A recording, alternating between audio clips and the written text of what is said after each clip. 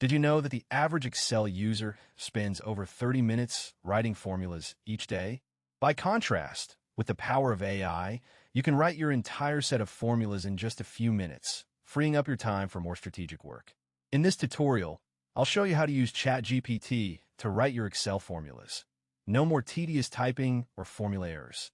First, you'll need to have an Excel 365 subscription and a Microsoft Power Automate tool set up. Don't worry if you're not familiar with Power Automate.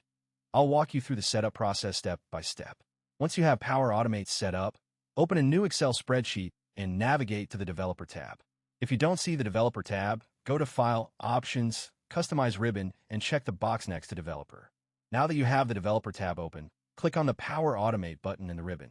This will open the Power Automate window, where you can set up a new flow. Don't worry about the flow just yet. We'll get to that in a minute. First, let's talk about how ChatGPT